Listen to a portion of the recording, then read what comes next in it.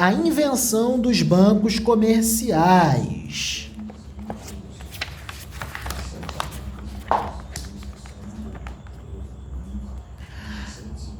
A atividade mercantil teve grande importância na economia até a queda do Império Romano Ocidental, em 476 depois de Cristo, quando a organização econômica dos romanos foi aos poucos totalmente substituída pela organização feudal da economia, em que a maioria das transações se dava dentro do feudo e o dinheiro tinha um papel mínimo. Contudo, a partir do fim do primeiro milênio, acentuada após o século XII, a atividade comercial do Ocidente voltou a crescer, com o nascimento das feiras de comércio no continente europeu, reunindo produtos e comerciantes de várias regiões. Ao mesmo tempo, as cidades do norte da Itália passaram a ser o grande entreposto comercial, intermediando as trocas entre o Ocidente e o Oriente, e incentivando as atividades mercantis. Nesse contexto, considerando a existência de muitos reinos quase independentes e rotas comerciais terrestres mal conservadas e cheias de ladrões, o transporte de grandes quantidades de metais preciosos, especialmente ouro, tornava-se muito difícil e perigoso.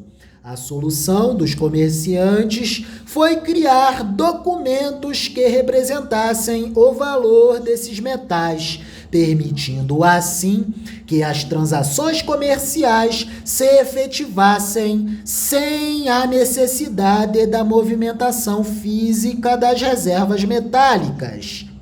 Pouco depois, nasceram os bancos comerciais na região do norte da Itália, que tinham a missão de guardar as reservas metálicas e emitir certificados de depósito que eram negociados em troca de mercadorias.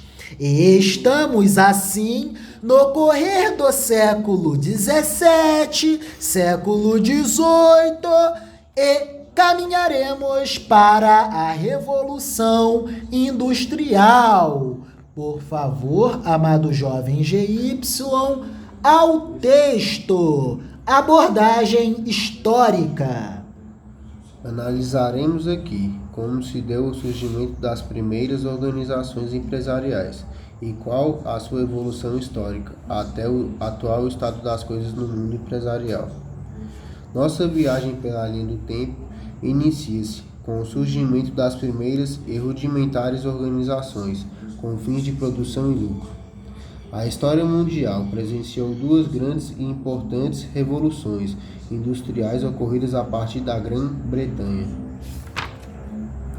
A primeira compreendeu o período de 1780 a 1840 e a segunda de 1840 a 1895. Segundo o que relata o historiador Eric Hobsbawm, devemos observar que na década de 1780 o mundo tinha dimensões muito menores do que as apresentadas hoje. Era essencialmente agrícola e as suas maiores cidades eram Londres, com cerca de 1 milhão de habitantes, e Paris, com cerca de 500 mil habitantes. Nessa época já existiam vias para deslocamento e comunicação, por meio das estradas que facilitavam as entregas postais, porém o transporte de pessoas e mercadorias ainda era precário. Antes da Revolução das Ferrovias, o meio de transporte humano e de cargas mais acessível e rápido era o hidroviário. Era mais fácil, por exemplo, chegar a outro continente via transporte marítimo do que se deslocar por terra de uma cidade a outra, dentro de um mesmo país. Para entendermos melhor essa questão, devemos voltar um pouco no tempo, quando os camponeses trabalhavam para os grandes proprietários de terras, os quais acumulavam riqueza por meio destas. A partir de 1760, na Inglaterra, a agricultura já se mostrava mais desenvolvida. A propriedade de terras era concentrada nas mãos de poucos. Porém, o agricultor trabalhava em sistema de arrendamento de terras e mão de obra contratada. Já se esboçava, assim, os primeiros empreendimentos comerciais agrícolas. Entre os anos de 1760 e 1830, os agricultores tornaram-se empresários agrícolas e os trabalhadores do campo formaram um imenso proletariado rural. O século XVIII, então, foi marcado pela revolução da produção agrícola e pelo crescimento da produção urbana. O crescimento populacional e o avanço econômico proporcionado pelos empreendimentos agrícolas alavancaram os investimentos em melhoria da produção. As implementações de máquinas para a agricultura fizeram com que a boa parte dos trabalhadores agrícolas migrasse para as cidades em busca de trabalho, o qual havia ficado escasso no campo.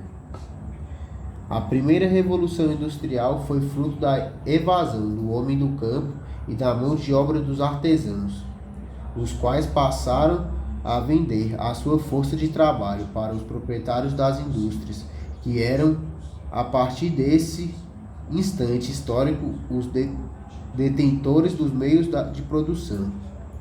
Através da contratação de mão de obra para a operação das máquinas, os capitalistas começaram a acumular lucros pelo aumento de volume de produção.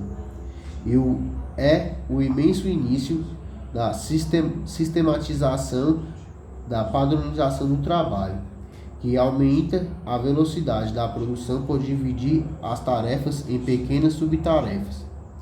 Em consequência, o crescimento das taxas de produtividade nas empresas, conforme descreveu Adam Smith em Riqueza das Nações, em 1776, sobre a divisão do trabalho.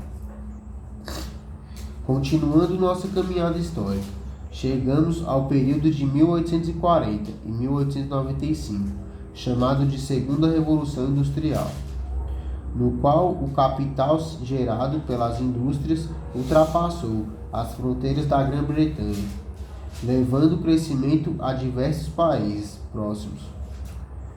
Meios de transporte mais modernos e a construção de ferrovias permitiram essa expansão. O capital abundante proporcionava também novas invenções, fazendo com que a mecanização das organizações fábricas resultasse em maior aumento de produção e redução de custos.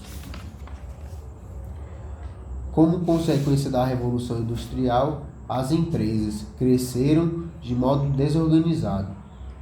O despreparo dos empresários diante dessa nova ordem econômica foi um mote para o surgimento da Escola Clássica da Administração.